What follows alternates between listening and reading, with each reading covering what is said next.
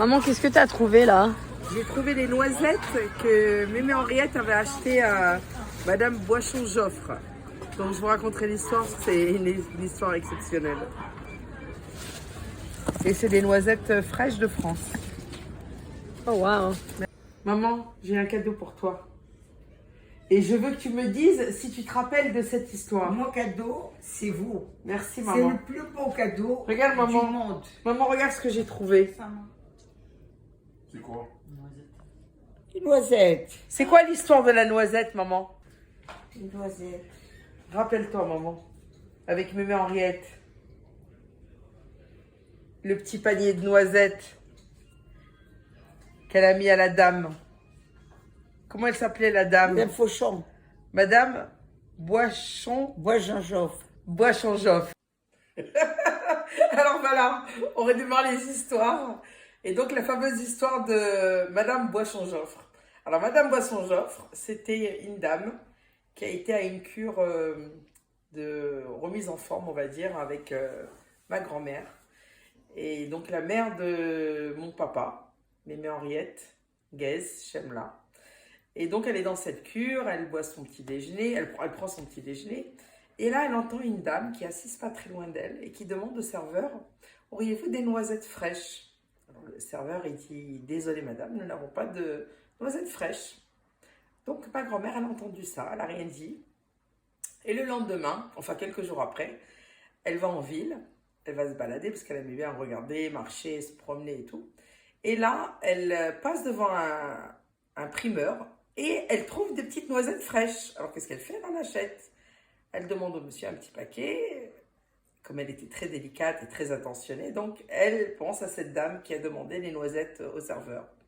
Elle arrive à l'hôtel, elle s'installe dans sa chambre. Le lendemain matin, elle se réveille un petit peu plus tôt et elle va voir le serveur. Elle dit, voilà monsieur, s'il vous plaît, mettez une belle petite corbeille et vous le mettez sur la table de la dame qui est derrière.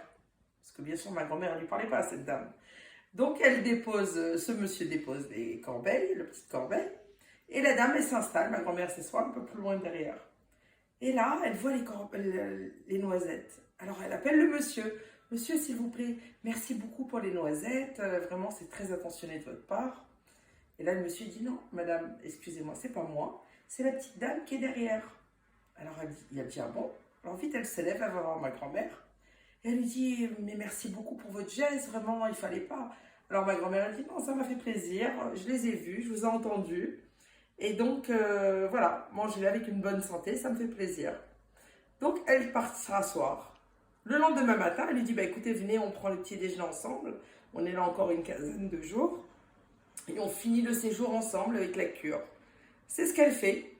Pendant tous les matins, elles prenaient le petit déjeuner ensemble, elles allaient faire leur cure. Donc, finalement, elles sont devenues les meilleures copines. Entre-temps, cette dame-là, elle est rentrée chez elle. Ma grand-mère est rentrée à Paris. Mais elles sont restées en contact. Et il s'avère que cette madame tombe malade. Donc elle appelle ma grand-mère, elle lui dit, écoute, ça me ferait plaisir que tu viennes me voir, parce que vraiment je suis toute seule. Et donc ma grand-mère, bien sûr, elle va la voir, jusqu'au jour où elle décède. Donc elle reçoit un appel d'un notaire, et elle ne comprend pas. Et là, il lui dit, écoutez madame, je suis le notaire de madame Boisson-Joffre, qui était donc une baronne, et vous avez été mandatée et mentionnée dans son testament.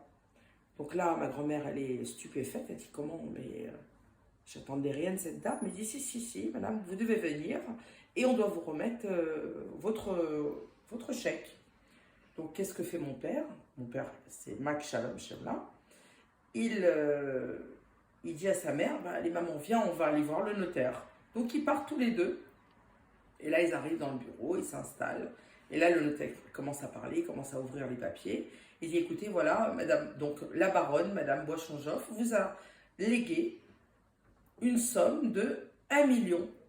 Alors, 1 million, mais bah oui, c'est comme ça, donc 1 million. Ok, donc ma grand-mère a dit, bah, il n'y a pas de problème. Donc là, elle dit 1 million, mais c'est beaucoup d'argent. Et alors là, mon père a dit, écoutez, comment ça se passe? Vous nous faites le chèque tout de suite et on signe les papiers. Alors il dit, écoutez, vous pouvez attendre la succession de tout le monde, ou je peux vous faire un chèque en avance avant tout le monde, parce que de toute façon, vous êtes mentionné dedans. Alors il dit, bah écoutez, il n'y a pas de problème, donc 1 million de centimes, c'est énorme. Alors, le notaire, il dit, oui, bien sûr, c'est beaucoup d'argent.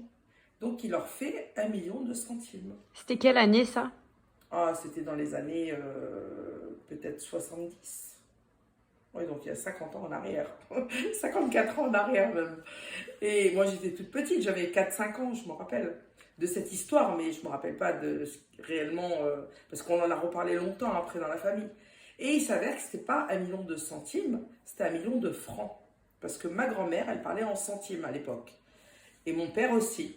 Donc, comme ils avaient accepté le chèque et ils avaient signé comme quoi ils étaient solde de tout compte, pas solde de tout compte, quitus de cette somme qui leur était attribuée, ils n'ont pas pu revenir en arrière pour demander la différence.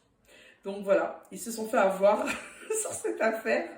Mais bon, c'était déjà de bonnes intentions de cette dame qui a été charmante et reconnaissante envers ma grand-mère pour un petit panier de noisettes. Bon, et puis c'est comme ça, on vivait tous ensemble à l'époque. Il y avait le grand-père, la grand-mère, il y avait donc ma grand-mère, mon grand-père, les arrière-grands-pères. Tout le monde vivait dans la maison et on a tous grandi ensemble quand on a quitté la Tunisie. Et voilà. Bon, bah alors on vous embrasse tous. Bye bye.